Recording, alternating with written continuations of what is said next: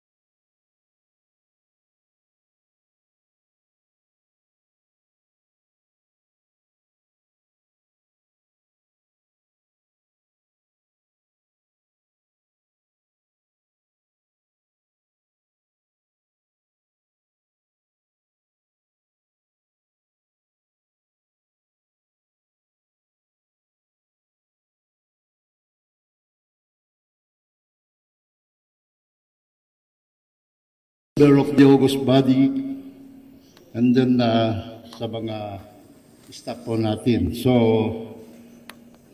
if I call your name, please stand para makilala po natin ang bawat isa. Mr.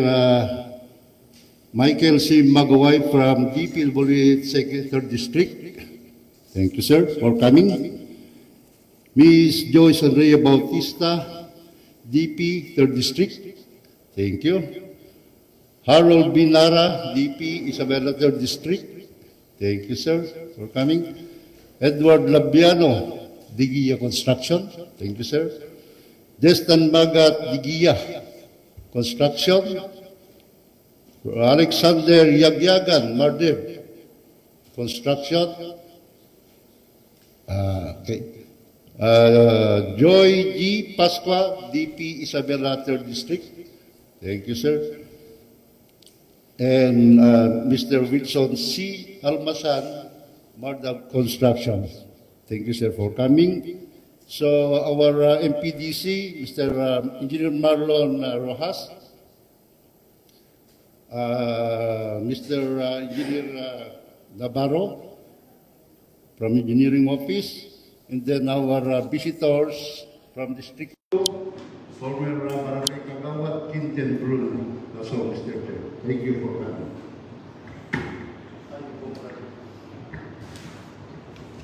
Excuse me. Kumain pala tayo ng from the Bumbo Radio Kawal. Thank you, sir, for coming. Maraming salamat, Honorable Domingo Bauer.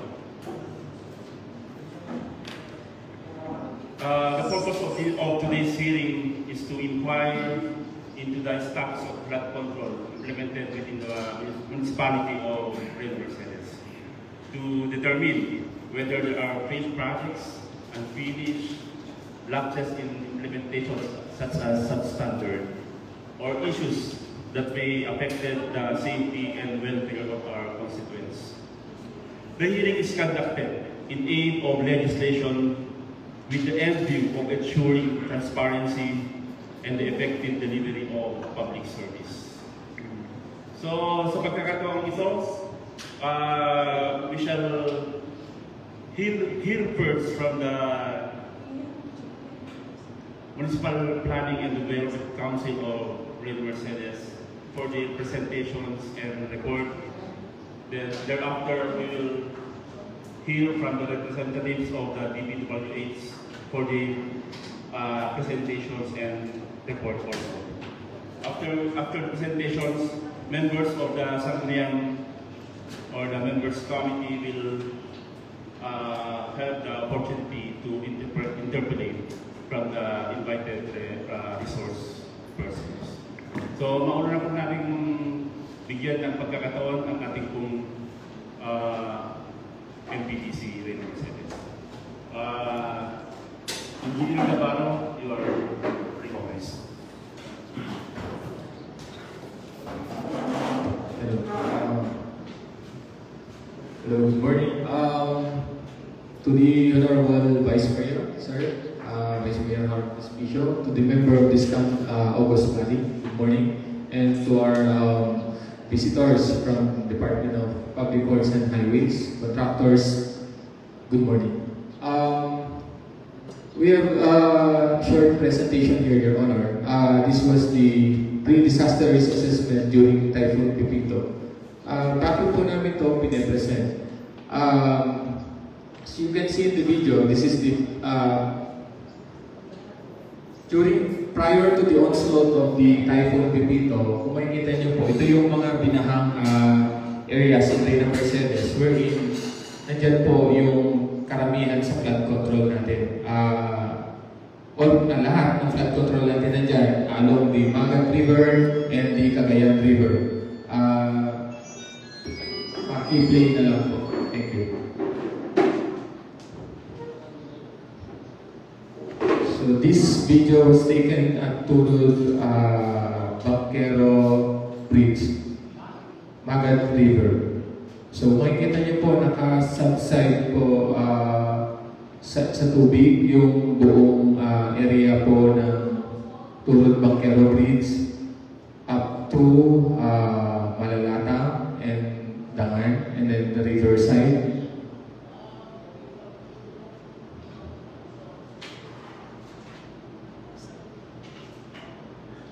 So this video was taken November 18, 2024.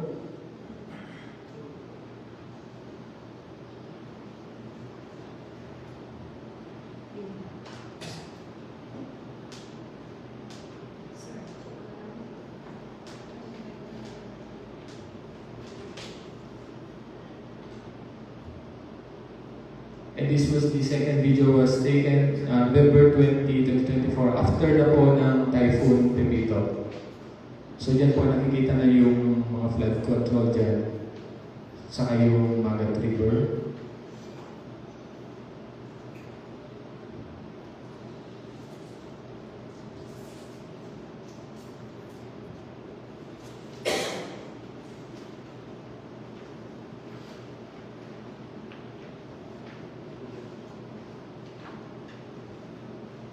The next video is along Barangay Labinang Grande, kung nasaan naman po nakita yung Cagayan River at saka yung mga cornfield na affected. So halos yung buong area po ng Labinang Grande, Sinipil District 2, Labinang Pequeño, up to Paco Pequeño ay lubog na po siya sa baha. The next is District 1.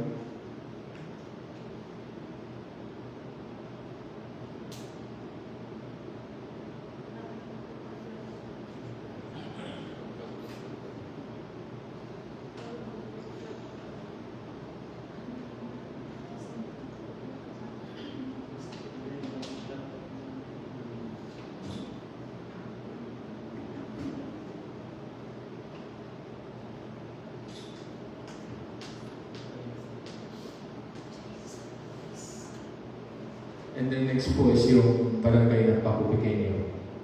Boundary Kawayan, yung Tagaran na po yan. So yun po, baha po totally yung farmland dyan sa area na yan. Along the Cagayan River.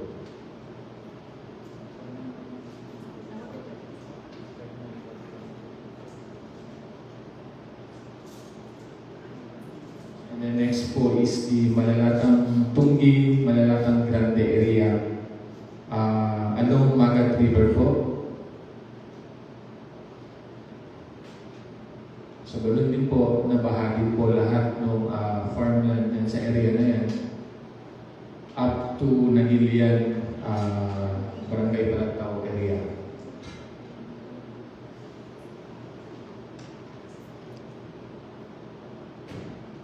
So, yun lang po. So, Mr. Chair, bakit po namin pinakita yung video na yan? After the onslaught of the Typhoon Pepito, November 19, nag-letter po kami sa DPWH. May mga damage po kasi sa flood control na nakita after the onslaught of the typhoon. And ang letter po namin, dated November 19, 2024, addressed to the district engineer, na may damage po along the of the flood control infrastructure along Barangay Santiago, Reyna Mercedes, and Barangay Turod. However, we did not receive any reply yung aming letter ng November 19. And then, September 9, after the reported damage of the flood control along Malalatang Grande, Malalatang Tunggi area, nag-letter po ulit kami kay DE.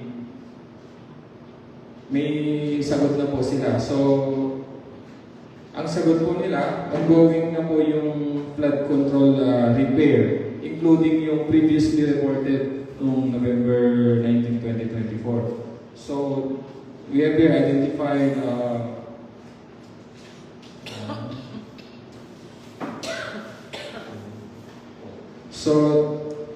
they identified for flood control project na ongoing yung repair. So, yun lang po, Mr. Chair. Thank you. Maraming salamat, Engineer Navarro, sa info presentation. Siguro bago po tayo mag-proceed sa interpretation, siguro pakinggan po natin ang remarks o presentation ng ating invited resource person from DPWH. So, any representatives from DPWH, any message po? Any remarks?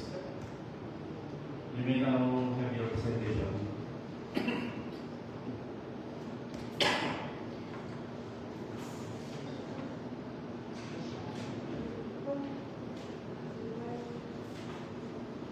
Morning po. Regarding po dun sa mga damage ng flood controls po. Especially po yung nahilan lang po namin regarding po sa mga flood controls po na na-damage during Typhoon Pepito. So, na-mention po ni Sir na may damage po sa iba't ibang mga flood controls po, kagaya po ng Turod, Santiago Baser, and District 1. Regarding naman po doon sa mga yun, meron ongoing na po yung mga repairs po ng mga flood controls po namin sa lahat po ng mga may damage. Yung Turod po, tsaka yung District 1, repair na po yun yung contractor at their own expense po, hindi po sa sariling po nila yun kasi nasa warranty period pa po yun. I-verify lang po yung Santiago kasi wala po yata kaming 2024 na Santiago, baka nasa ibang po ang kita. Pero yun po.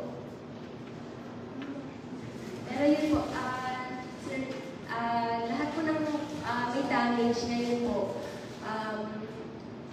rest assured po na pinapaayos na po namin lahat ng mga damage po at their own expense. Thank you, Ms. Joyce Bautista. Salamat,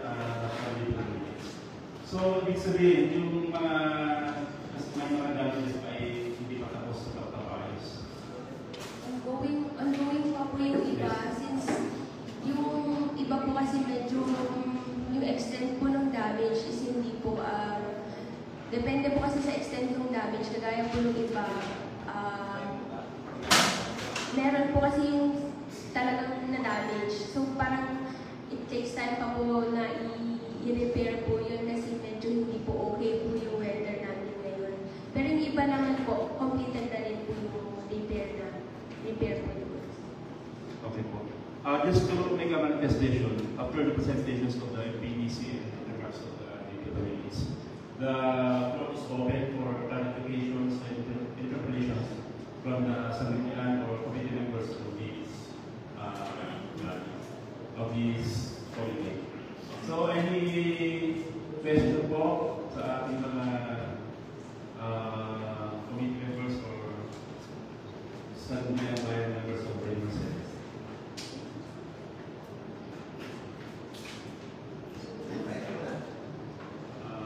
Yes, for the Vice Mayor. Vice Mayor Tony, especially you are movements. Alright, thank you so much, Mr. Chair. Thank you so much sa presentation from the Municipality of Freedom Mercedes Engineering. Tama po ba?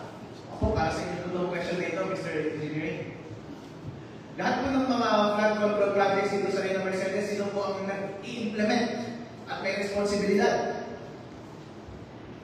Hello, good morning, Mr. Chair. Mr. Chair, lahat po ng flood control natin dito is implemented by the DPWH. Hindi po ng munisipyo ng Freedom Mercedes. Hindi po, Mr. Chair. Pag sinabi mong DPWH, national agency na DPWH.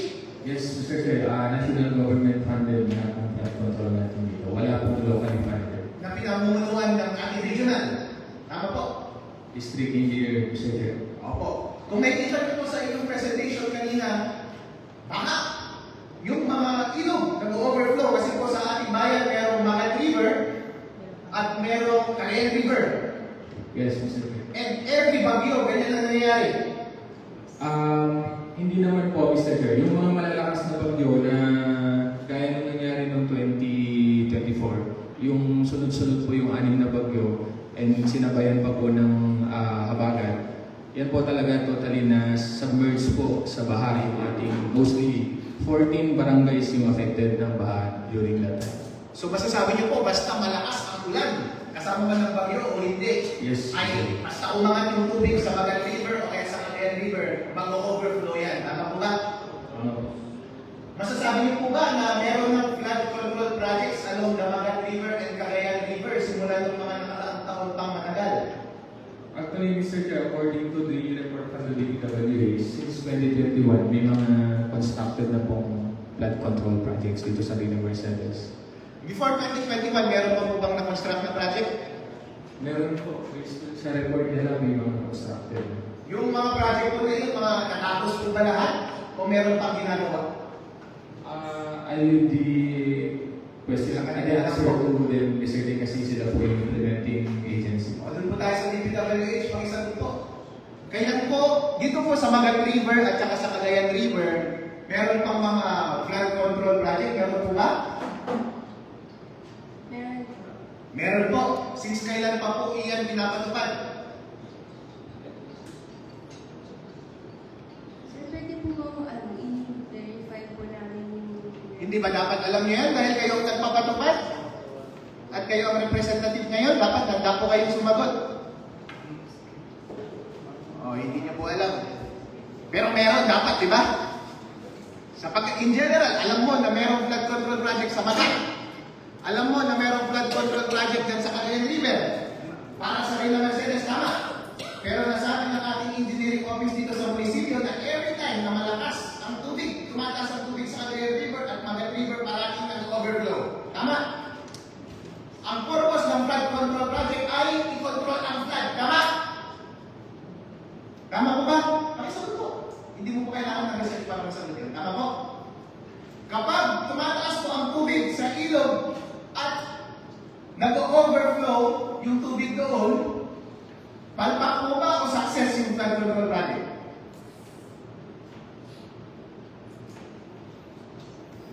Pwede pong sumagot yung isa kung... Can I butt in? Sige po. Good morning po, Honorable Vice Mayor and the Honorable Members of the Subcommittee and everybody. I'd like to answer the query of the Vice Mayor regarding flood control projects. There are areas na binabaha talaga, even if there is a flood control project. It doesn't mean that if it's a flood control project, you can avoid or ma-prevent yung pag-overflow. Hindi po ganun po yun. Alright po. Sige Kasi, po. ito po kasi, ang isang purpose ng flood control niya is to avoid na ma-erode yung banks na kukuha pa sa mga areas, lalaki yung area na madadamage. So, ino-control yung flood, ibig sabihin po, pwedeng mag-overflow pa rin kasi talagang mababa. Alright. Maraming salamat po sa inyong paliwanag. So, mali po yung tawag ng flood control. Tama po?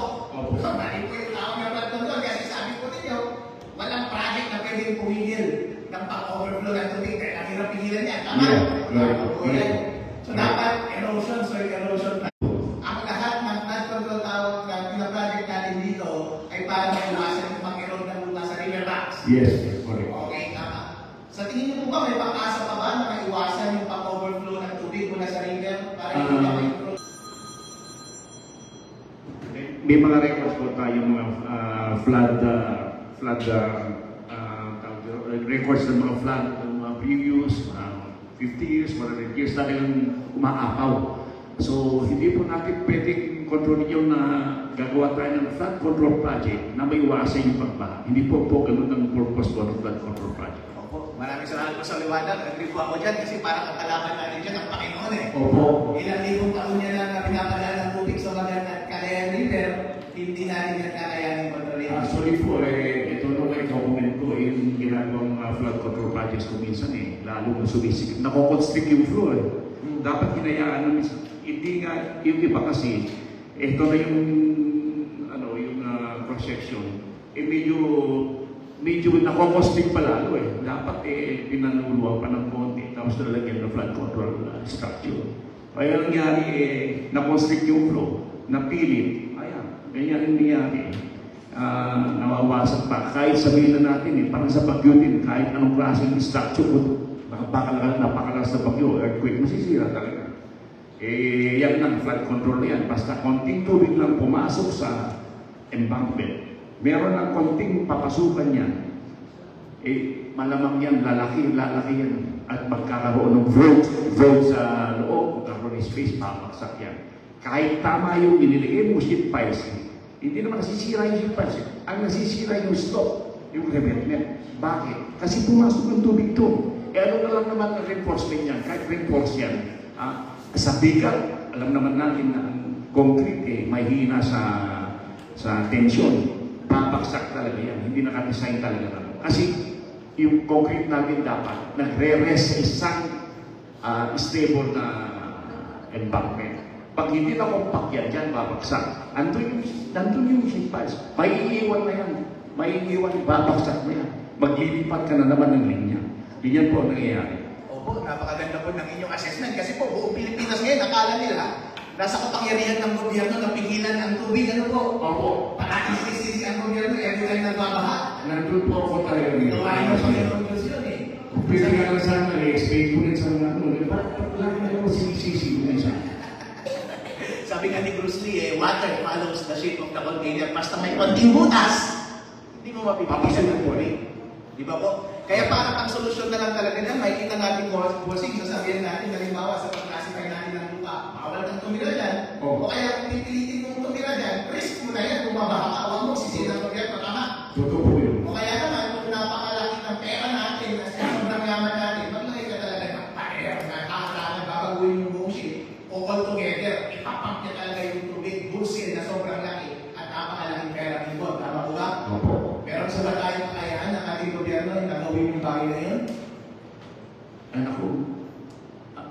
medyo yan pagka kasi kailangan talaga may mga portion talaga, may mga portion sa ilong na hindi dapat talaga may flood control. Mahihirapan talaga.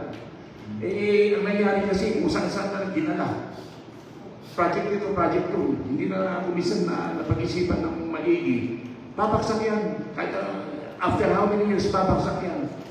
Uy, nabanggit niyo po kung sinong napag-iisipan, hindi na pinag-iisipan ng mabuti. Sino po bang nag-iisip ng mga project na yan?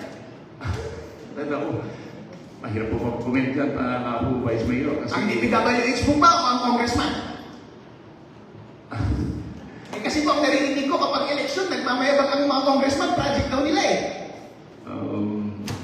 Hindi po na po ako mag-comment. Pero kapag palpak na, ayaw na nilang i-claim ang responsibility, di ba? Sino daw yung tagapagligtas natin, kapag eleksyon, sino daw ang nagawa?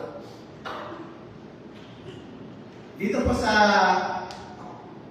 ngayon po, dito sa DPWH, na-identify niyo na po ba kung alin yung mga pumalpak na flood control project dito? Bagay lang po natin flood control. Na nasasabi ko. Yes po, meron po kaming parang nag-inventory na po kami ng mga damage na flood controls. Pati po yung, ano na po yung mga status ng mga damages po na ito. Alin yung mga na-damage na flood control projects na nila Mercedes? Paki-identify po. So currently po, meron po, along dito po sa Barangay District 2, meron po 4 projects po na na-damage. Yung project po sa Labina Grande, project sa Labina Pequeño, District 2 and District 1.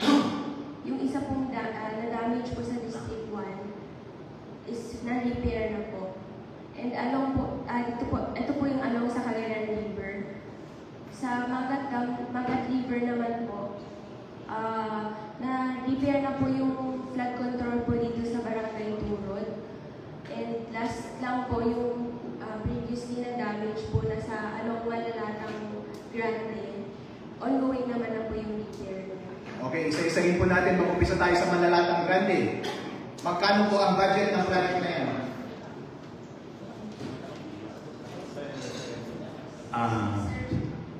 Ako na po sasagot, Vice.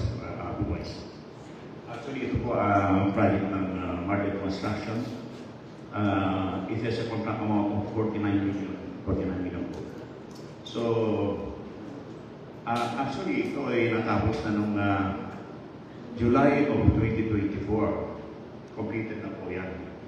Ngayon, just recently, itong recent months, September 8 na, unfortunately, may nasirang portion. At maaaring lalaki yung portion na din, masisira dyan. Nagsimula sa maliit. Kaya yung sinasabi ko kanina, habang hindi pa humuhupa yung flood, papasukin at maaaring babagsak na ito. Maaaring babagsak na ito. So po ang ginagawa natin ngayon, kasi the project still falls under the defense liability period, which is 1 year, and another 5 years for the warranty period. So wala po tayong, wala pong lusot yung contractor sa liability. Gagawin re-repairing yun. So po, we assure to you na, kasi naman actually nandun na po na-mobilize na, kaya mataas pa po yung ilog, hindi pa po makapagtrabaho ng gusto. Opo. Pero sabi ko, kasi naiwan na yung dating pipeline, so ang gagawin, bubog na lang dito sa medyo stable na box, hindi na uubra na doon natin ilalagay sa dati at mag-e-embankment ulit kasi hindi naman makukumpak ng gusto yung embankment. So, bubog na po natin dito. Ang question lang po, yung may-ari ng Corfield dito, magkakaroon tayo ng problema. Pero gagawa kami ng parang para ma-convince po natin na doon natin gagawin para mas stable at mas matatag yung gagawin natin ni River Control. Kasi po, nangyari po yun. May nag-quarry po eh. May nag-quarry po dito sa upstream. Kilala niyo po kung sino nag-quarry? O, nai-report po yan. May nag-quarry. Sumulat yung na-inform ng project in charge namin sa sino yata na may nag-quarry sa taas. So, isa pong dahilan yun kasi nagkaroon ng change ng course ng tubig eh. So, tumatama ngayon doon sa may end protection ng namin, ng river control project namin. So sino po yung nagkakwari niyan, sir? Hindi ko lang po makuha, pero hindi ko na... Kung kayo po ang tatanungin, sir, sino ang may kasalanan yung nagkakwari? Actually po, hindi po dapat i-allow kasi yung pagkakwari doon sa mga lugar na yun. May knowledge po ba kayo kung regular yung aktibidad ng pagkakwari doon? Dapat hindi inalaw ng... Nasabi lang po kasi sa akin nung ano ko, ng PE, yung PE namin sa project na may nagkwari doon. Pero sabi ko, inireport daw yata. Hindi ko lang siguro kung inireport o ano. Pero ganun pa man, kahit ano pa mangyari, we will still have to repair the river control structure that was damaged. Sige po. Mr. Chair, iibitahan po natin sa susunod siguro yung nagkakwari na yun dahil siya yung sinisisi ngayon bakit bumagsak project na yan. Ngayon po sir, sabi niyo po kanina na 49 million yung budget ng project. Kailan po inalocate yan? Anong GAE year po yan?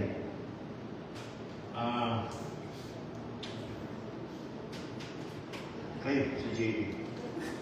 Actually, ito po is 2024. 2024. Nagawa din po ng 2024. Oo po. Actually, this was started on March 18 of 2024 and we were able to complete it on July 2024, which was completed in advance. We were given 226 calendar days to complete that, but we were able to complete it ahead of schedule. Nakikita ko po sa DAA parati, meron akong nakikita halos every year, may 50 million, mga gano'n. Yung mga tinutukoy po ba na yun, iba't ibang segment ng river o same segment? Iba't iba po. Iba't iba. In that particular appropriation, mga ilang meters yan ng segment ng river? Actually, dito sa amin is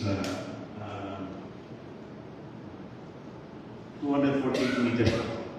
So yung 248 meters po na yan na segment ng river, before appropriations na 2024, hindi pa po napagalaanan ng budget yung particular segment na yan. Malamang po, hindi pa. Yung mga nakaraang paglalaan ay para sa ibang segment. Opo. So kapag nakikita po namin na every year, meron nakalaan sa 50 million every year doon sa appropriation, iba't ibang parte ng river yun. Opo. So sa experience po ninyo, nakita nyo talaga na every year, iba't ibang parte ang ginagawa. Opo. And in that particular project, yung parte po na yun na nagawa. Opo.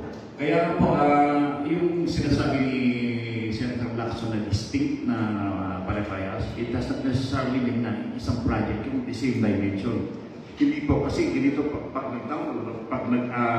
may budget na ganito, ang gagawin ng DPWH is to program that amount for a certain section of the gagawin flood control. Pero it doesn't mean na parehas yung work items na gagawin doon. Makukuha pa rin yung exact amount, pero iba yung work items na gagawin doon. So, yung sinasabing distinct, maliban na lang kung may reading of bid na gagawin doon na halos eksakto yung amount, which is mali naman. Pero if you are going to review or you're going to study work items involved in that particular contract, makikita iba-iba. Iba't iba po. Kahit mukhang pare-pareho ang mga Pare-pareho sa item. Pare-pareho pangalan, pare-pareho ama, pero iba't ibang segment. Yung sinasabi ko, may phase 1, phase 2, the same location, may mga phase works. Opo. Dito po sa particular project na ginawa ninyo sa Malalatang, ang mandate po niyan ay para avoid ang erosion. Opo. Ano po yung specific technical engineering specifications na required sa inyo para ma-avoid yung erosion na iyon? Ano po yung technology?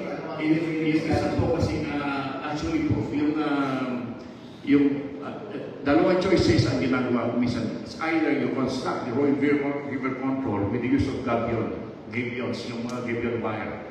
Pero sometimes, hindi suited para dun sa ganong klase project kasi sa lakas ng current. Pag lakas ng current, ang advantage lang ng gabion works, kahit malakas yung current, babagsak yun, hindi siya aalis. Ibig sabihin, magsak man yung pagkaka-erase yun, nandun pa rin sa stable, napoprotektahan pa rin yung slope. Unlike naman dun sa sheet piles po, ito po na matibay yan. Actually, mas matibay sana yan, dahil concrete yung lalagay. Pero pag bumagsak yung concrete, wala na. Sira na pati may embankments. Masisira yun kasi babagsak na yung slope eh. So, naiwan yung sheet piles nandun, buhay siya. Pero naiwan na rito, hanggang sa miskaw na lahat yan, so useless ang mangyayari. Ganun po yun na pagkakita. Doon sa particular project dyan sa Malalatang, parang pareho po siya na ginawa. Ano po? One thing po, meron din slope protection dito. So parang retaining wall siya, tama? Actually, ito po yung sheet pile, tapos ito yung slope protection. Kasi ito yung, ang existing ko niyan, itong lupa, existing ganyan. So gagawin mo, dadagdag na parcel to protect this slope, this box. Ang gagawin na maglalagay sheet piles yan, and then maglalagay ng bakal dito, and then maglalagay ng concrete slope protection po dito. Ang nangyari po sa Malalatang, ano ang nasira? Yung concrete slope? Opo, concrete slope kasi pinasukan ng tubig. Yung tinanim sa baba, Hindi po magagalaw. Hindi po magagalaw yun. Ngayon po, di ba dapat nakasecure ng mabuti? Di ba nagtanim kayo ng malalim, di ba? Para malakas, doon siya naka-foundation eh. Opo. Para hindi gumibay yung mga ito. Tapos tatakpan nyo ng concrete, Opo. na reinforcement. Hindi po ba dapat sobrang lakas, matigas dapat ito? Supposedly, ganun po yun. Actually po, hindi yung problema doon sa pundasyon. Ang problema sa rebet ng slope protection. Pag bumagsak yun, ang sabihin nila, oh mali, yung sheet piles, mali yung foundation, inadequate yung pundasyon na nilagay. Actually, ang bumabagsak yung slope protection. Pag pinasukan ng tubig, sabi ko nga, mahina ang concrete sa tension. Bumabagsak talaga yan. Now, kinonstruct mo yun, mahina yung back na nilagay mo lupa, hindi mo naman nakukupak yun eh. Kung minsan, mahirap magpakin yan, ginagamit bako lang. Ginagamit ang bako. Eh, ang design ko is maglalagay ka pa ng backbend, which is a failure talaga. Hindi mo makapak yung backbend, tapos nalagyan mo ng slope protection. Eh, pag loose yung soil sa backbend na yan, pinasukan ng tubig yan, magkakaroon ng void, may space dyan, babaksak na yung dyan pa bumabagsak yung mga concrete slope protection. Nakikita yung bumabagsak sa mga picture. Intact yung sheet piles pero yung slope protection ang bumabagsak. So sinasabi po ninyo na walang technology. Basta kapag compromise yung slope, kapag kinain siya mula sa ilalim ng tubig, kahit anong takip mo pa dyan sa taas, babagsak yung taas basta nawala yung tubig dito. Ay, dito sa baba. Wala kang technology na magagawa para may pasa yun. Wala naman ang purpose na tinakip mo kung nawala rin sa baba, di ba? Oo. Wala ba tayong pwedeng magawang paraan para mapigilan yung pag-sit-in ng tubig papunta dito sa lupa na to na pinapatungan ng pagtakip para hindi siya ma-erode yung lupa dito? Actually po, meron tayo po tinatawag na end protection. Ito po kunyari, ito yung slope, ito yung end protection, ito yung sheet piles. Pag ito may failure sa end protection, papasukin ng tubig niya. End protection, pag-drive trip po ng sheet piles dito para hindi papasukin. Hindi lang ito ang dadagaw mo ng piles. Pati dito sa gilid, kasi may ganyan po yan eh. Dito kailangan talaga mag-drive ka rin lang. Pag ito pinasukan ng tubig, kasi ganito po nangyayari kuminsan. So, kunyari, di ba yung contractors na gagawa? Dito lang yung end protection. Dito walang end protection kasi 5 sections siya. Ito, pag ito bumagsak na, sama-sama na sila. Sama-sama na sila babagsak kasi wala namang end protection dito. Dito lang nagkaroon ng end protection. Damay-damay na yan. Kaya ganyan ang nangyari sa Labinaw. Kahit naglagay ka ng, kahit siyempre isipin mo, ba't ako maglalagay ng end protection dito? Dapat ang end protection. Pag hindi pa dito natapos, ay ito tapos ka na. Nawaksak yan, pati yung ginawa mo, masisira na rin. Itong Malalatang may end protection ba ito, boss? Oo. Pero bakit bumigay yung lupa? Ang nangyari po kasi dyan, na may mga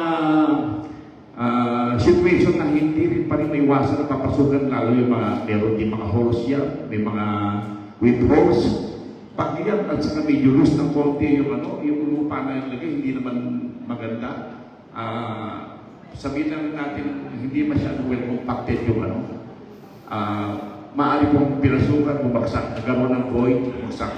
So, ganito po kasi po guys, dapat kasi yung sa design, kung minsan yung design matagal na eh. Nawala na yung lupa dito, pero ito pa rin yung linya. Nawala na yung lupa dito. So, ginagawa namin kung minsan, ibinumove na namin dito sa matigas, sa may banks mismo, para natural ground yung Instead of backfilling, kinakat mo yun, matatag yun, mas stable yung lupa na paglalagyan ng buwan. Yun lang po ang pinakamaganda niyan. Huwag nang ipilit na dito sa linya nito, tapos maglalagyan ng backfil, hindi naman makukupak, pataksak talaga. Itong sa Malalatang, inatras niyo po ba? O sinunod lang po yung plano sa DPWH kasi sabi ko, yung nagtatanim ng ko, ayaw na niyang apektuhan ito sa kanya. So kasalanan ng DPWH dahil pinilit niya yung original line. Ito pa rin yung linya. So ito pa rin yung linya na sunod na po. Hindi niyo po, kayo po ba yung contractor? Opo. Hindi niyo po ba sinadya sa DPWH dahil yan ang ginawa ninyo, baka mag-fail tuloy itong gagawin ko, ako sisisihin. Actually po, sa kaso nito kasi yung may-ari ng lupa, hindi basta-basta pasukin yan. So, we tried our best na nag-bargain. May binuhog namin, nag-book kami ng papasok. Pero hindi lahat doon. Kasi ang magiging line ng ship-pipe gaganyan na itsura eh. Pangit na tingnan. Aesthetically, hindi na maganda tingnan. So, binabalanse namin doon, pero ayun lang ang medyo mali doon. Given sa discussion nyo ngayon, sir, ibig sabihin from the very beginning, na-acknowledge nyo na talaga na pwedeng mag-fail yung project given na hindi natin sinagad yung linya at hindi compact yung lupa doon. Pero nyo kayo may responsibilidad yung boss na siyempre nag-usap tayo ng 50 million pesos dito. Tapos itutuloy natin yung project with the knowledge na baka bumagsak. So bakit natin itutuloy yung project kung meron tayong prior knowledge na may possibility na mabagsak? Yun lang po, may posibilidad po. Pero pinag-uusapan po namin. Guminsan kasi, we are also, tawag dito, na mape-pressure kami kasi may job contract duration yan. So, kailangan tapusin sa ganito. Nandyan na yan. So, kailangan tapusin natin. Isa po yung isang factor po yun. Kasi we are bounded by time, contract time, contract duration. So, kailangan tapusin natin. Although, may pagdududa ng ganun, na sana hindi nga mangyari. And it was aggravated by sinasabi ko na nangyaring quarrying. Sa inyong opinion, boss, ano bang mas malaga? Kasi it looks like prioritize niyo yung time. Ano bang mas malaga? Yung success, fundamental success ng project mismo, or yung time na pagtapos? Kasi kung halimbawa, nagmamadali nga tayo na tapusin yung project, pero alam mo naman na may possibility na babagsak, I think it is wiser na wag mo na lang sana ituloy at i-adjust niyo yung project na may pag-coordinate sa DPWH. I agree with you 100% otherwise. Na dapat talaga yung quality ng trabaho ang bigyan ng importansya. Yung sa time naman, nagagawa pa rin ng paraan kung paano i-adjust, mag-request ng variation order o time extension dahil nasa ganun. So, nangyayari nga po, kuminsan the project is still ongoing, but here comes the big flood and nangyari, hindi po tapos yung project, nangyari yung damage. So, kailangan i-restore. You can no longer restore the project using the same line. You need to submit a variation order na kailangan talaga na ibahin na yung niya, which is hindi na sa plano. Kasi yun na talaga suitable, mas suited para dun sa actual field condition. Dito po ba, sir, sa procedures natin ng coordination ninyo with DPWH, meron bang mechanism para kapag nakita ninyo na pwede ma-compromise yung project, eh pwede kayo mag-bring up ng concerns ninyo sa kanila para ma-solve yun bago kayo mag-proceed sa project na tulad nito, mag-print kayo about sa success. Meron ba ganong mechanism at tinake nyo ba yung mechanism na yun? Yes po, actually, ang ginagawa po namin, if we find na may ganyan mga kaso, we request the DPWH na magkaroon ng variation order. Variation order, which means that there are work items that will have some changes to suit the actual food condition. Hindi na uupra yung dating plano. So we need to ang tawag dito, move the alignment o gano'n, kasama po yun sa variation order. Pero bago niyo po i-take up yung project, sir, wala ba kayong knowledge na gano'n yung setup and given at the time na alam na gano'n yung setup, sana bago niyo i-take yung project, ay confident kayo na maging successful yung project para hindi necessary variation order to begin with. In the beginning, sir, hindi nyo ba alam na gano'n na magkakaroon ng problema bago kayo mag-bid sa project? Actually, ang assumption po namin yan, because the other was doing the plans, sa kanila yung galing yung mga plano. Sa simula po, sa pre-bid conference, nare-raise na kami yan. I-raise namin mga yan, pero kung minsan, nasasagot nila na ganito ang dapat. So we still have to we still have to adapt the design because that was the approved design of the DPWH. Dito sa DPWH, sir, bago nung umpisa pa lamang na may ganyang mga conference kayo at release niyo po ba yung ganyang concern? O, i-release po namin. Release ninyo dito in this particular project, hindi? Hindi po kasi hindi namin nakita po yung magiging problema. Pero dapat ba nakita ninyo? Kasi even na pagpapasutin mo yung project, alam mo naman na kung saan yung linya ng project na yun. There are times approvals na before the construction, okay yung ano. Kasi there is a requirement of the DPWH that you should conduct a site inspection bago makipag-bid. So, nagkaroon ng site inspection, wala pa naman nakikita na. And then, comes the, ito na, darating na yung biglang pagkulang, biglang pagbaha, so nagbago, may pagbabago, ongoing pa yung project mo. Dito po sa particular project, anong pagbabago po ang naobserbahan ninyo? Kasi sabi po ninyo, hindi nasa tamang linya. At yung linya na nasa plano ay hindi dapat yun yung dapat na linya. So, kailan niyo po nalaman na may pagbabago na nangyari dito? Actually, dito sa particular project na ito, wala pong pagdududa na okay lang yan. Pero umagsak pa rin. That's why nangyari po is the project was accepted, it was paid, fully paid, but there was no final acceptance yet. Certificate of final acceptance that was issued by the DPWH. That acceptance will only be issued after the defects liability period of 1 year. So wala pa pong certificate of final acceptance. That's why we are still required to undertake the necessary repairs para ma-accept ko ito.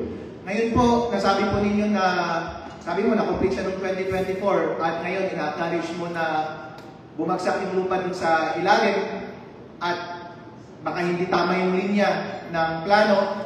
Meron po ba at anytime during nung kino-construct ninyo yung project ay bringing up ninyo para humingi ng variation orders sa DPWH para ma-acknowledge ninyo, mali na yung flow ng tubig, mali na yung location, mali na yung lupa. Dapat na natin ayusin kasi kung ipipilit natin ito, mabagsak itong project na ito. Ito na nga ba yung sinasabi ko po sa DPWH. We cannot insist that we will still follow the old line, the existing line. Pero nag-request po ba kayo? Kasi just recently nangyari po itong bumagsak ng September 8. Unfortunately, September 8 na nangyari po yung pagbagsak ng malalatong na yun. And I brought this up. Now, it's no use na gamit. Okay, sorry po sir. Before September 8 na bumagsak, hindi nyo po alam at hindi alam ng DPWH na may risk? Wala. Kasi maganda naman, nakita maganda, nasa ayos. So ngayon, after lang niya bumagsak, saka natin na-realize na may mali pala. At isang dahilan, maaari siguro na meron bang paraan para bago pa mangyari yung failure ay ma-recognize na natin na may possibility ng pagbagsak para hindi tayo mag-focus sa remedyo para maiwasan natin in the first place kasi sayang ang 50 million eh. Actually po, if the project was completed in accordance with the plans and specifications, there is no doubt na okay yung project. So hindi ko sasabihin na may defect yan. Para nakikita ko, na-foresee ko na masisira yan. It was accepted. And we followed the plans accordingly. So wala pa sa isip ko na babagsak yan. Pero nasabi niyo po kanina na may mali doon sa linya, tama po? Yung linya, dito sa particular project na ito. Anong mali? At any rate, bumagsak siya, tama po? Hindi natin mababanggit yun. Ngayon, sabihin niyo po, saan tayo nagkamali? Maaari po na yung sinasabi ko, we accept na maaari siguro na sa embankment siguro, hindi masyadong na-compact yung may portion na hindi na-compact. Kahit kaunti lang out of the 250 meters, pag may portion na kahit 5 metro lang na hindi maganda ang pagkakakompact, sunod-sunod na yan kasi So, dapat ang nagko-compact? Actually, kukumpakin natin ang gusto yun, supposed to be. So, sino po ang nagkulang? Maaaring sa parte rin po ng contractor yan. So, nagkulang po kayo? Ng pag-compact, kaya bumagsak yun? Maaari po ganun. Kaya po, inaayos ninyo ngayon? Opo. Kahit ba na-compact siya, pero may butas dun sa end, yung tutukoy nyo na, end protection. Yung end protection, wala rin mapagsak yun. Kasi papasukan ng tubig yan. Yung end protection nitong yung malalatang project na ito, may palpak po ba o okay siya? Wala po. Basta yung sa compacting tayo na kulang. Maaari po. Kasi maaari pasukan ng tubig. May mga windfalls kasi yung may mga butas-butas din yung connection. Yung butas-butas na po yun. Okay May na po yun. Na may may screen po yun na hindi basta-basta pasukan na. Na hindi lalabas yung kahit pumasok yung tubig, paglabas ulit ng tubig, kahit saturated yung loob na embankment, magdadry up niyo kasi lalabas din yung tubig. Doon yun ang ng windfalls na nandun. Yun yung ideal kapag compacted yung lupa. Tama po? Opo, talaga. Pero in this case, masasabi mo ninyo na hindi compacted yung lupa, kaya yung tubig na nag-sink in, dinala niya yung lupa at bumagsak yung hovering na concrete. Maaari po yun. May possibility meron po. So, iniisip ko po kung saan talaga nag-fail. Hindi ko pa rin maano. Kasi kung sabihin natin sa structure sa concrete, hindi naman po kasi placement ng RSPAR sa konkreto. O sige po. Para po, nagagather ko na po yung sinabi ninyo, since sigurado po tayo na may failure doon sa project, and kapag may failure po, may responsibility na tao or sisisihin natin sa acts of God. So, kayo na po natin isisisi. Kasi kami pong gumawa. Dahil specifically, hindi nyo kinumpak yung lupa. Makaalis po isang reason yun, isang factor. So anyway po, Vice, ang nangyayari dyan, hindi talaga natin maiwasan kung minsan yung acts of nature. Kung minsan napakalakas ng agos ng tubig, bumabangga, talaga ganyan. Pero we will give you our assurance that still falls under the warranty period of 5 years. Even if natapos na yung defects liability period of 1 year, kasi natapos ito ng July 1. Ang defects liability period is July 2025. Ang kasunod na po, may warranty of another 5 years. Hindi pa rin po lusot yung contractor. Kaya lahat ng contractor dyan na meron pang under warranty, gagawin pa rin nila yan. Ayusin pa rin nila. At kami po, ayusin po namin yan. Ito pong sa project na ito na 50 million, kayo lang po yung sole contractor na ito. Kayo po yung sole contractor. Opo. Magkano po yung gross profit niyo dito? Magkano po yung kita ninyo dito? Nagbabagi naman po kasi. Magkano po dito sa particular project? Kasi sa program, 8% lang dapat ang contractor's profit. 5 to 8%. Magkano po ang profit niyo dito? Mga ganyan din po. Mga ganyan po, 5 to 8%. Magkano ang profit ni Congressman?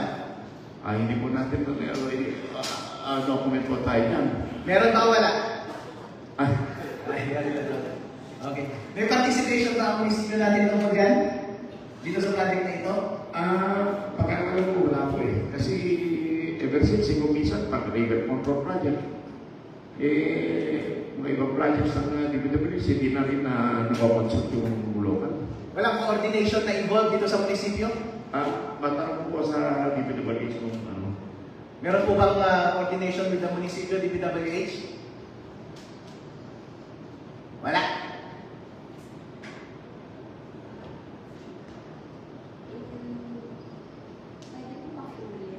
Nung pinatupad ninyo yung project, nakipag-coordinate ba kayo dito sa munisipyo ng Reyna Mercedes?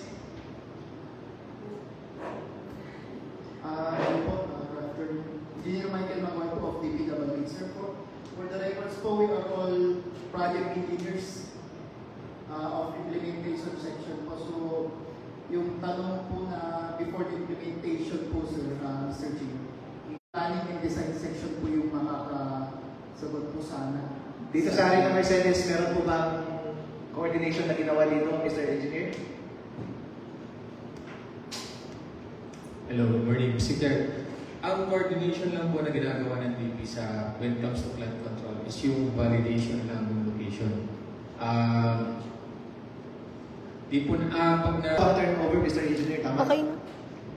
Sa lahat po ng flood control project, Mr. Chair, wala po kaming na-receive na turnover from the DPWH. Ang nare-receive lang po namin na may certificate of turnover, yung mga buildings, multipurpose buildings lang. So yun yung mga ini-inspect din ng LGU and DPWH. But to the flood control, wala po. Hindi ba tayo nag-i-issue ng certificate of no objection before mag-start yung project? Supposedly, Mr. Chair, dapat meron. Kaso lang, hindi na sila nagre-require. Hindi na sila kumukuha dito. Even the building permit pa na rin sila kumukuha. Hindi na kumukuha. Hindi po, Mr. Chair. Meron po bang makakasagot sa ating mga bisita? Ba't hindi kayo kumuha ng certificate of no objection patungkol sa mga project na ito? Hindi po ba responsibilidad ng contractor yun o responsibilidad po ba ng DPWH? Requirement po ata yung batas, tama po ba? Yes, Mr. Chair. Dapat na DPWH ang kumuha doon. Sila kasi yung implementing agency, sir. Ayun, DPWH, pati mga permit, tsaka certificate of no objection dapat. Sir, balik tayo sa Mr. Contractor.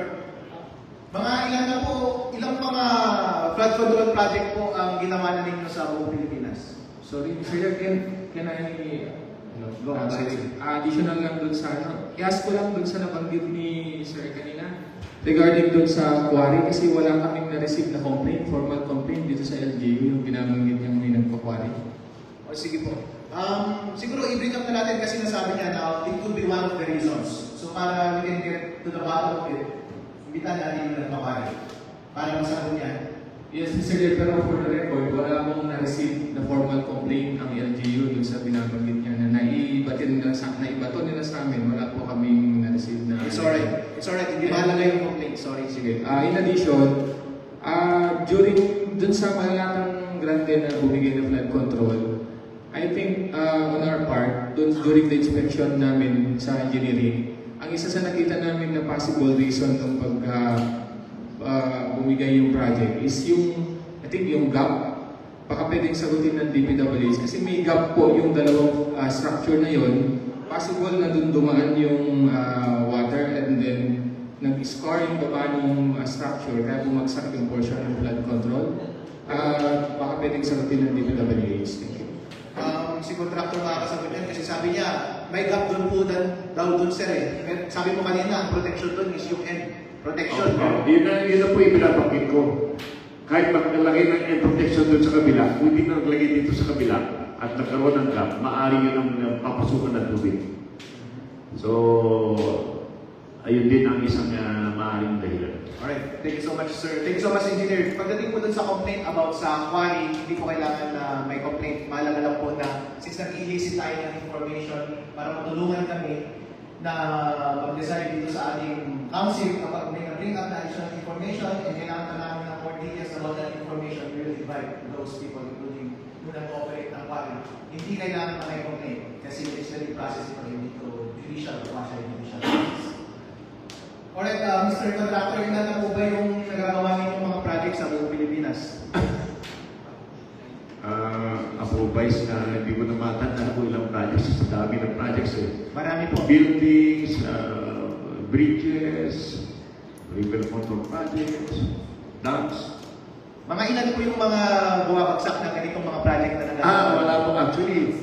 Actually po, ito na nga rin sa dami ng project na ginawa namin dito, nandito po eh. Meron kaming ginagawa pa sa lupain sa... Ito yung manalatang natin sa sabi ko. Meron tayong District 1, completed din yan. Ngayon dito is we have also an ongoing sa Barangay ng Reina Mercedes, which is about 75-80% na natatapos. Pero scheduled for completion next year pa. Pero matatapos na namin yan. And we have Barangay Binaksan, Reina Mercedes. So, yun po. Marami na pong projects po ito ang malalatang eh. Ngayon lang po kasi isang traffic, unfortunately, bumagsak eh. Sabi ko, wala nangyari itong ganito ba ako, kainitan pa naman ng mga aman. Pero wag po kayo mag-alala, gagawin po namin na ayusin po natin yan. So ito po yung first time na bumagsak kayo, sir? Actually, yung isa yung sa Laguna, nangyari din po yan kasi series of river control projects. Yung sa amin hindi nasira nung una. Okay kami. Pero itong isa bumagsak na, pinasukan na rin pati sa amin, mga sabihin kay Camperwell, bagsak na rin sa amin dito. Pero dito, vice kami dun sa isa alam ko na parang na-speak ko na naman na ganyan, lagyan ko ng end protection, this is not required. Naglagay install ko ng end protection, kaya yun naprotektahan, hindi nasira. Hindi nyo ba, sa tingin nyo ba sir, na kaya parang sunod-sunod yung mga bumabagsak ng flood control project na yun? namin ay dahil napunta yung spotlight ng national issue papunta sa project, kaya nakita tuloy natin na maraming bumabagsak. Pero sa totoo lang, marami talagang mga bumabagsak na DPWH projects kung nakaan, hindi lang napupunta yung spotlight doon. Ano pong opinion doon? Maaari po siguro ganun. Pero sa personal po ninyo na experience, ito lang ang bumagsak na project mo. Opo, ayun lang. At nagkataon lang ngayon na sunod-sunod nakita dahil national issue ito. Opo, pero ang kagandahan lang po, sa dito sa mga district engineers, district officers natin dito, ini-inform sa amin at in-inform sa amin na we should undertake the necessary repairs kasi it's still under the defense liability of our warranty period. At hindi kami bibigyan ng acceptance, final acceptance ang kami po na nagagawa. Yun ang kagandahan at wala pong ghost project. Yes, representatives from DPWH. Yes po, regarding po sa mga damaged flood controls in your municipality, please be assured po na the contract will repair. They are all instructed po na to repair the damaged projects at their own expense po. DPWH, swerte lang tayo ngayon dahil yung national issue ay tinignan yung flood control. At napansin tuloy sa social media at ng Moborado na sunod-sunod pala ang bagsak ng mga project ng flood control dito sa Reina Mercedes.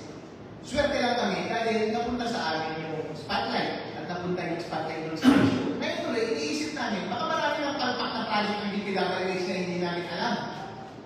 Sabihin mo kasi, meron ba mga pumalpak nung nakaraan na walang benefit ng national spotlight? Wala.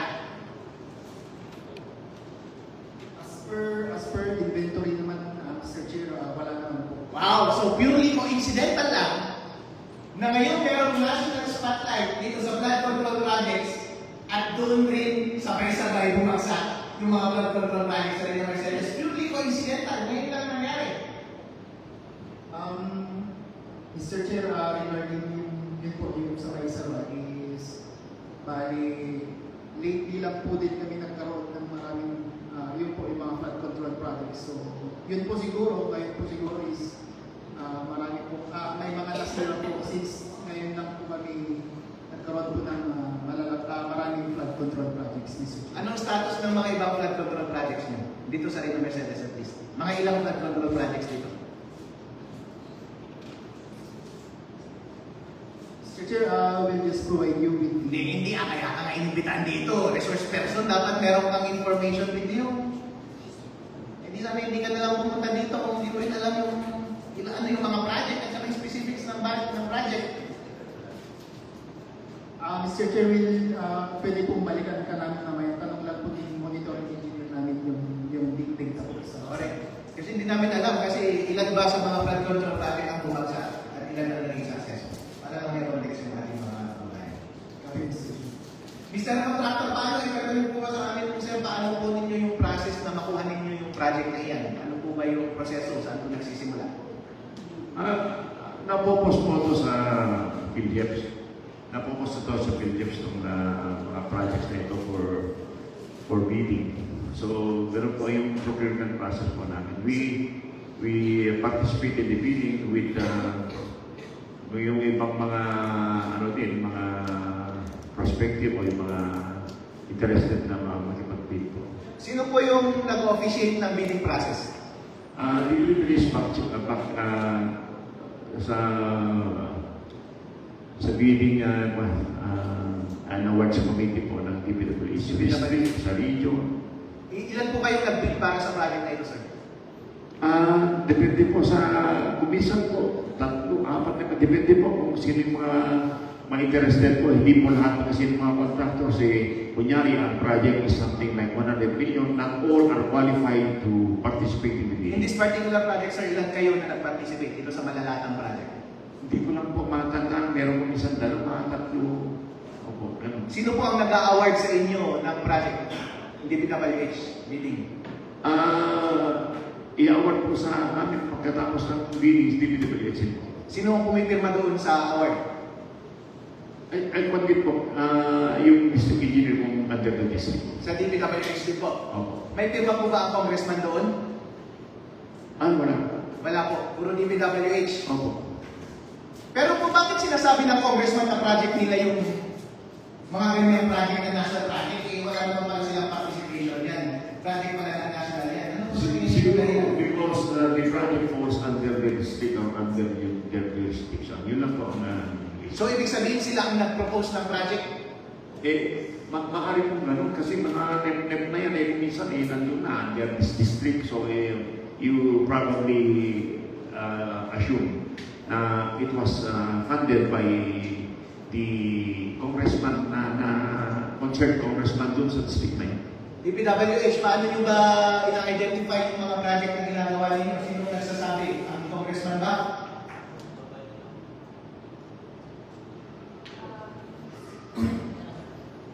Sir, bali magsasalita lang kami based po din sa alam namin. Kasi nasaan po kasi kami sa project implementation. So in terms po sa pag-identify po ng projects, gano'n po. Sorry po, wala po kasi kami gano'ng hindi po kami yung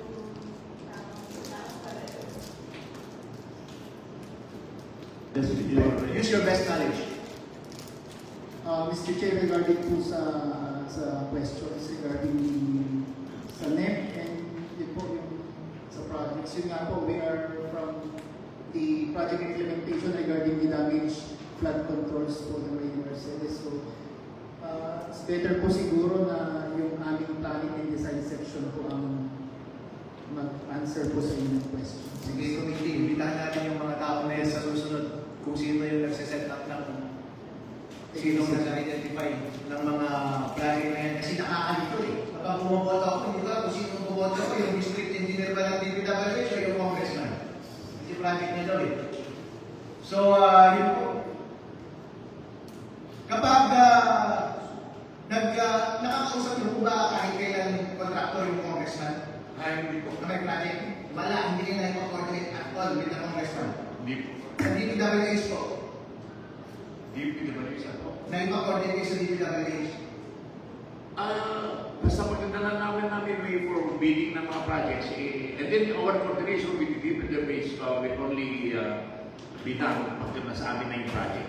Kailan po ibibigay sa inyo yung pera na na-award na project sa inyo? Halimbawa, kung 2024 po ito na appropriation, kailan po ibibigay sa inyo yung pera sa malalaman? Yung payment na po, Kailan po? po? Kailan binigay sa inyo yung pera? Siyempre, hindi kayo makapagtrabaho kapag walang pera.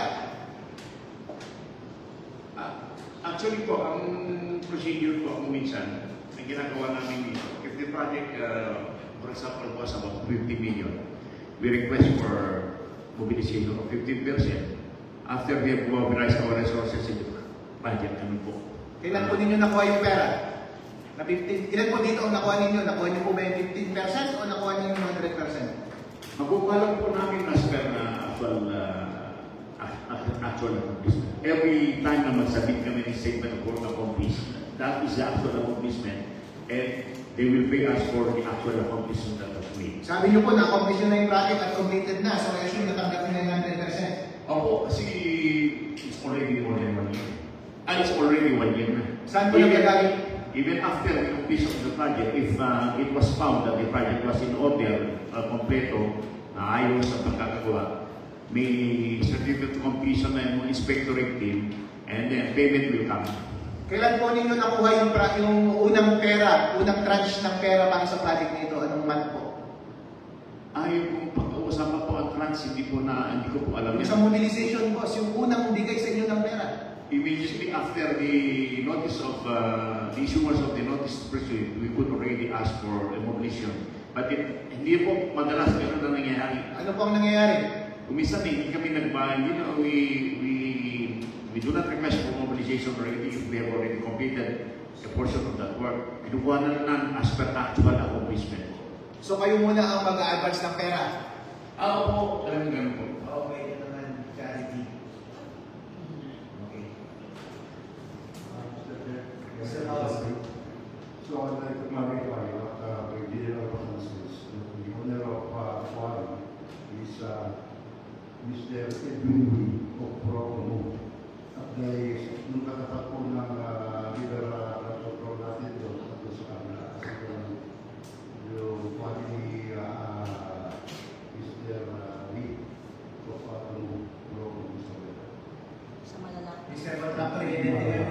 Yun po, kailangan kasi nasabi lang sa akin actually, hindi po ako yung actual na supervise sa project. I still have some project engineers or project inspectors na yun na lang banggit sa akin na isang maaaring dahilan kung bakit nag-cause ng gano'n. Kasi dinidikdik ko sila, paano nangyari? This is may nagwari sa ganito ko dito, sabi sa akin. O na-report mo ba yan? Nasabi ko po, saan ko na ganito? Sabi niya, na-report ko na may nagwakwari mo. So, maaaring po isang dahilan. Pero hindi definitely na yun ang buwan. So, inaalam ko rin po. Mr. Chair, kasi parang akong natatawag sa iyo, dun sa ginagawang mga flood control natin, ay walang pagbabando ng mga kahit ang sakyan, kahit kalabaw, may mga hagdanan lang kasi na pinutak doon.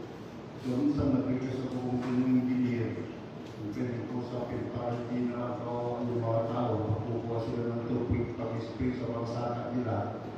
May tama yung sinabi ng engineer sa kanila.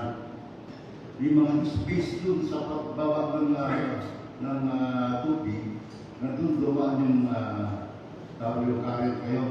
Kanya bumagsak yung mga flood control doon. So, yung nandun sa mismo sa tapat is the construction of Mr. Edwin Franco doon sa Quadro. Doon sa kabila ng tapat. Sige po. Kahit ano na lang nakwari siguro na nasa downstream o upstream. Basta ibilag po natin yun sa susunod dahil magandang new information po yun. Well taken, Mr. Burma.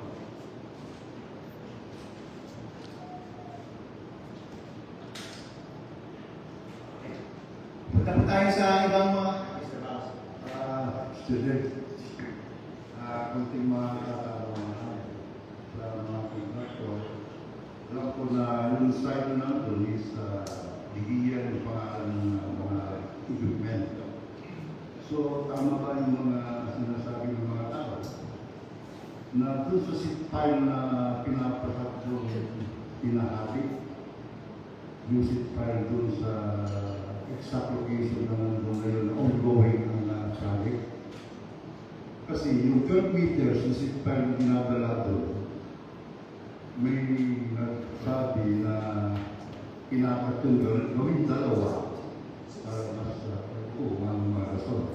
O kaya hindi nila kaya ipatak yun hanggang doon sa 12 meters at gawin na 6 meters. Dito po sa highway dahil sila po ang supervision kasi Saan property ng traffic po ako? doon sa tapat mismo ng Burao Kamuel, yung last na project doon na bumagsak.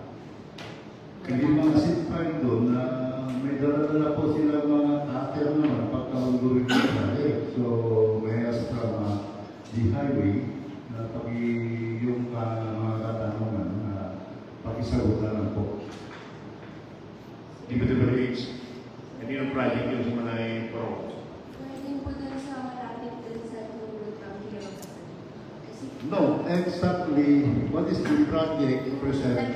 Ang going na project na bumagsak is Palaratang Grande. Yung location po natin. So ngayon, yung mga sitpile, that is sa 12 meters, hindi din. Sa Palaratang po ba yan? Sir?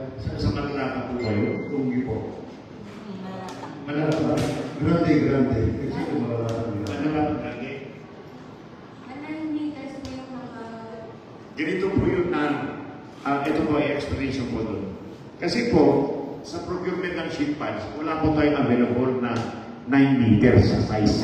Ang available to 16, 12, 15. So, kung 9 meters yung, ang 9 meters yung requirement, ang binibili dyan is either 12 or 15. So, pag 12, ipupuli mo yun. Babawas ng 3 meters.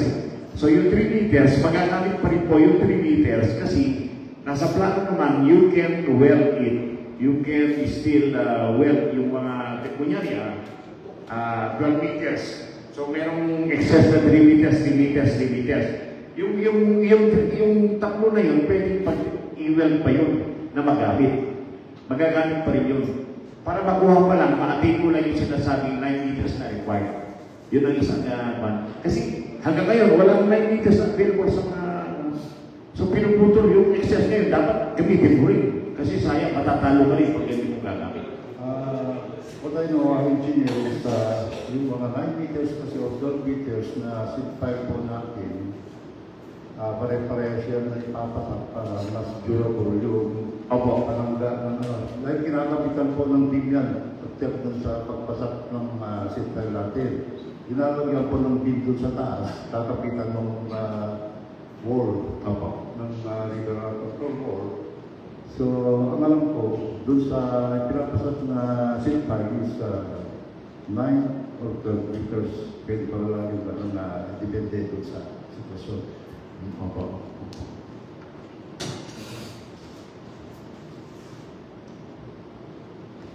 Thank you, Honorable Bawa. So, ano po yung namin po doon? Mr. Contractor, Sir Almasan, doon sa seat files na sinasabi ni Honorable Bawa? Sinasabi ko po na hindi tama yung neck, parang gano'n po. Opo, yung rekomendasyon po ni Ang kuminsan ko ay sa actual, kunyari nag-inspect ko, sabi ng, kunyari ang requirement is 9 meters. Makikita ko ngayon. Sa driving na actual driving of seat piles, makikita ko pag malambot. So, why insist on putting of 9 meter length na seat pile kung malambot pa? Kumari sa sakripisyo mo gawin 12. Para sa ganun, kawawa yung iba eh. Kahit yung ibang seat piles doon na nakatabi nun, babagsak din yun pagka walang hahawak na matigas at dapat driven sa isang stable na lupa. Eh, kuminsan yung 9 meters, kulang pa nga kuminsan. Eh, di mas talo mo 3 meters o 6 meters na ilalagay mo. Talagang babagsak talaga. Pero sa kaso naman natin, yung seat piles, hindi naman doon ang naging problema. Ang problema natin sa concrete slope protection. Yun po mga... Yun pong siguro, sir, yung sinabi ni Engineer Navarro, kaya yung gap, yun po doon pumasok po yung current. Yung gap, may gap daw. Opo. Yun po yung naging cost po ng...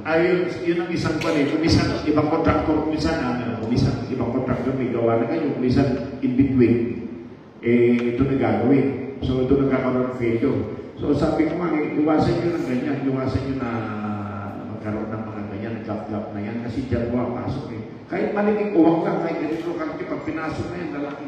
At isa pa nga kung isa nag-fail dito sa Naginian, napansin ko, ang nangyari ko niya, ito yun.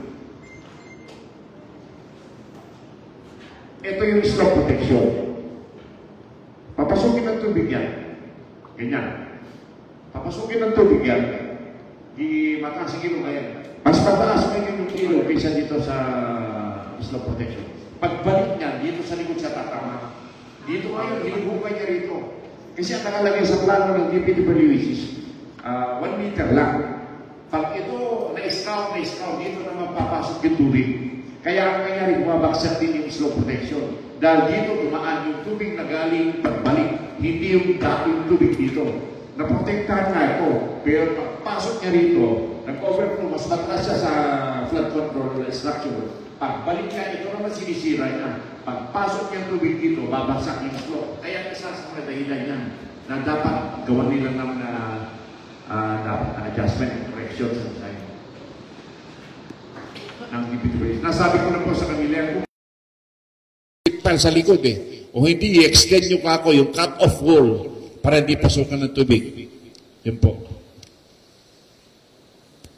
Thank you, sir. So ano po ang naging kasagutan po ng DPWH doon po sa recommendation niyo, sir? Sa recommendation niyo po na maglagay ng seat pile sa ano po? Ay, i-consider po daw po nila yan. Pero sa ngayon, ginagawa na namin, kinokorek na namin yan kahit additional gastos po sa parte namin. Ginagawa na namin yan kasi ayaw na namin ulit na maulit yung trabaho. So, ini-extend na namin po yung cut-off wall sa likod. Hindi na namin antayin yung design nila or what kasi tapos na po yung project, nasira. Sa amin pa rin ang pagsak ng gastos. Gawin na lang po namin na maayos. Okay. Thank you, sir. Apo Vice Mayor, may mga karagdagan pa po kayong mga pagtatanong. Yes, Honorable Esteban, you are recognized. Mr. Chair, Sir, para masabi po natin ng isang project ay nasunod yung specification of the project. Ano po ba kasi talagang standard size ng bakal na ginagamit yan at saka kapal ng semento? Kasi unfortunately, yung project nyo sa Malalatang Grande, Tungi at saka Furao, isa sa lupa ko ang tinamaan dun eh. So I was there during the construction of the project. Tanong ko lang, ano po ba talaga ang standard na size yung bakal na ginagamit yun doon? Ito po. Saka yung kapal ng semento. Yung size po ng bakal natin is 12 mm and 16 mm. Yung 16 mm po ginagamit natin sa coping. Yung coping din po, yun ang hahawak sa mga sheet parts na nakabaon.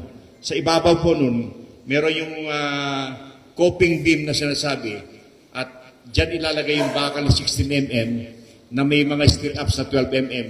Padiretso nga pataas. 12 mm na po yung pataas ng pagkagaling po dito. Yung papunta rito, 12 mm na horizontal and vertical bars. Opo. So, Pero dito sa kwan, 16 mm sa baba. So sabi standard na pag 9. Opo.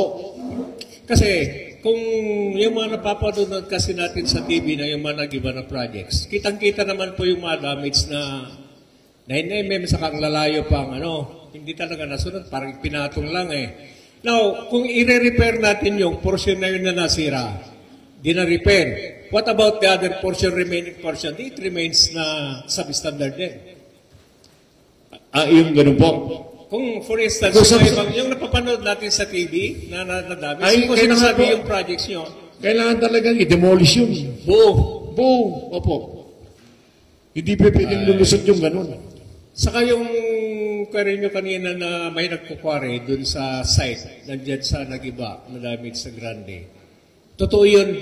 Tapat mismo ng lupa ko yun dun sa project. So may nagkukwari po? Si Edwin Wee talaga. May nagkukwari po talaga. Matagal na yun. Decades na yung quarry na yun. So mismong opposite yung na tama po. Yan ang kwan. Totoo yun, si Edwin Wee. Apo Vice, totoo daw.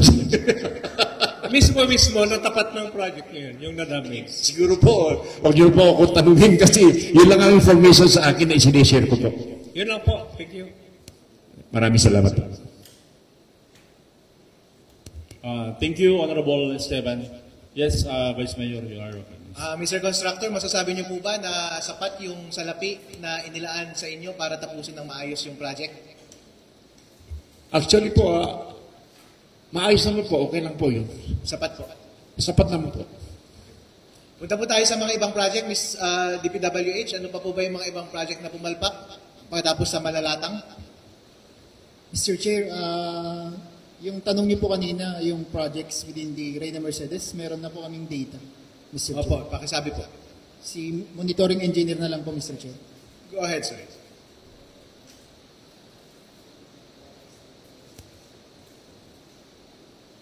So from 2021 po, meron pong 34 flood control projects po sa Reyna Mercedes. 25 po ang completed and 9 projects po ang ongoing. So from 2021 po up to 2025 po. So yung mga ongoing po na projects implemented ng 2025. Tapos po from every month naman po nag-furnish naman po kami ng ng reports ng status po ng mga flood control. Hindi lang po flood control, all projects po na in-implement ng DPWH po na within your jurisdiction po. So pwede naman po kaming magbigay po ng list and status po ng mga flood controls na po na yun.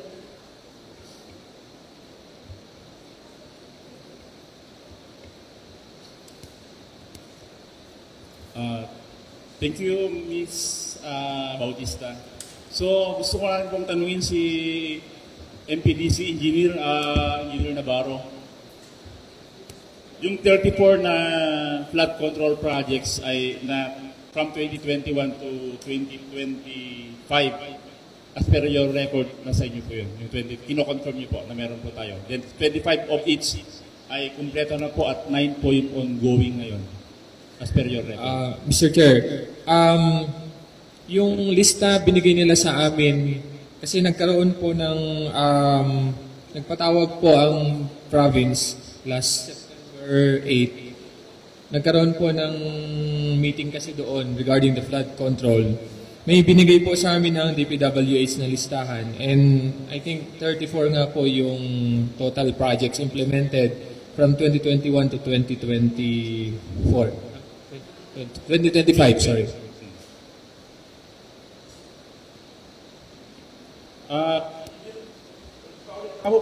Yung 2021 to 2025, ilan? 34. 34. So, okay. Pares.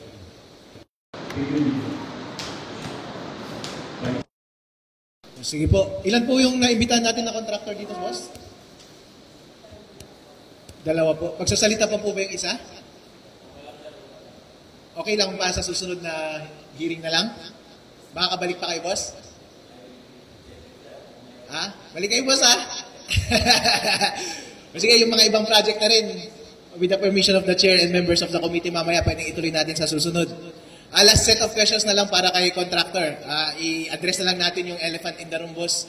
Kasi po kaya tayo nagkaroon ng ganitong hearings ngayon dito sa municipality kasi inalign natin sa national issue about sa corruption allegations.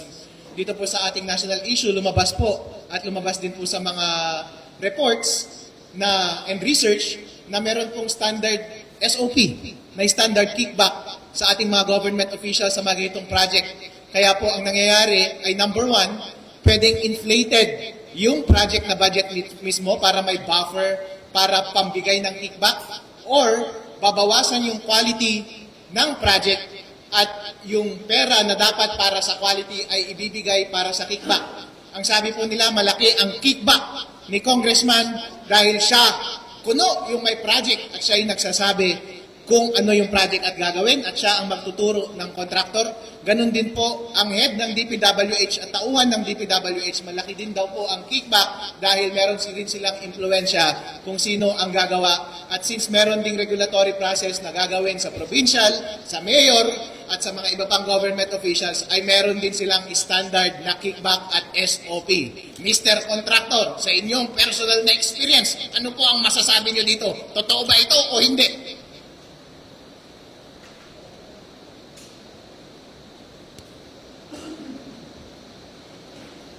Ito na po yung, sa akin po kasi I'm just a mere project manager of the company. I am not actually the contractor po. Hindi po ako mismo yung contractor. I am just the PM, the project manager. May naririnig din po tayo, hindi ko lang mako-confirm. Hindi ko lang, naririnig natin na ganyan, pero hindi ko pwedeng confirmin dahil actually hindi rin ako yung nakikipag-deal sa mga politiko o kung sino po sa kanila. Yun lang po sa akin, Apo Vice. Sige po, maraming salamat po. I appreciate the answer, sir. So ang official sagot ninyo ay may naririnig kayo, hindi nyo dinedeny, pero hindi nyo rin kina-confirm. Baka sir, baka gusto mong expound, baka gusto mong sabihin ano yung naririnig ninyo. Magkano yung naririnig ninyo, sir? Madami naman mga sources kung saan mo maririnig yan eh. Apo, Vice. Naririnig ko lang. Pero yung nga, sabi ko, hindi ko mako-confirm kasi marami pinanggagalingan yan. Kahit sino pa nga dyan, kahit sino mga nakakarinig yan na ipapasa rin yun, naririnig ko rin yan na ganun. Hindi ko lang po may confirm. Yun lang ang masasabi ko. Sige po, sa malalatang, meron bang nangyaring ganyan which might have led to the failure of the project? I think wala naman po, Apo Vice. Kasi all I can tell is that if the DPWH prepares a program of work, they are following the DUPA, which is the revision. Ang bawi nila siguro, pero makikita naman sa actual, later on, makikita naman sa actual inspection o sa survey. Basta gumawa ka ng project, especially sa river control, there is anomaly. Yan ang assumption. ng mga tao ngayon. If you are a contractor who has river control projects, automatically, ang iisipin ng mga yan, you're also giving SOP to yung sinasabi nila na tumatanggap. Yun po ang plan. Pero kung maaari po, sana wala na po yan. Dapat, kasi maalala ko during the time of Secretary Singson, wala yan. Talagang si Secretary Babe Singson, ang bidding talaga is, makita mo talaga na kahit walang video-video, hindi pwede. Hindi ka pwedeng dumikit sa approved budget cost. Laging laban. Ilagay natin sa laging laban, wala nang SOP. Kung talagang walang SOP. Alright, I think nag-agree tayong lahat dyan. Wala nang SOP, tama sir? Opo. Okay, thank you. Finally, I would like to extend my thanks sa iyo at sa appreciation sa inyong mga sagot. You're very smart, sir. You made an impression dito sa council na ito. And napaka-courageous nyo po. And I really appreciate yung candor, ang inyong pagiging prangka sa pagsagot ng aming mga katanungan. Much respect to you, sir, from me personally and from this council. Maraming salamat din po. Maraming salamat din po. Thank you, Vice Mayor, Attorney Vespricio. So, siguro, medyo maganda po yung discussions po natin, yung usapan po natin. Kanya lang, medyo may tawag na rin po yung ating pong sikmura, no? Gutom na po siguro ang karamihan sa atin. So, Mr. Chair. Yes, Honorable Bawang. In General Masan, thank you for coming. Maraming salamat po. Yung sinasabi nila, mabuti po at naliliwanagan yung mga ganyang issues. Gusto ko rin po sana maayos yung buto sistema natin. Matagal na rin ako sa construction. I'm already 70 years old. Now, ilang taon na rin ako sa ganito. Formerly nasa gobyerno ako. Sabi ko, talagang matindi na itong nangyayari. Dapat hindi mangyayari. Kawawa yung mga future generations talaga. Hindi ko na alam kung saan we are going, kung saan na tayo babaksak. Palala ng palala. Totoo po yan. Okay, Mr. Chair, I move for the adjournment of this committee meeting. Siguro sa ating mga panauhin ngayong araw, hindi pa na po nakatapos ang ating pong pagdinig sa ngayon.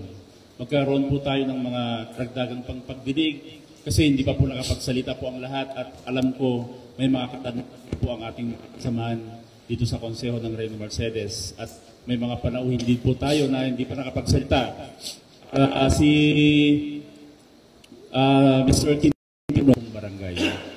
Then, we appreciate your presence at sa susunod po na hearing po natin ay muli po namin kayong papadalhan ng ating pong invitasyon. At sa ngayon, ay ating po nang tinatapos ang ating pagdinig. Okay.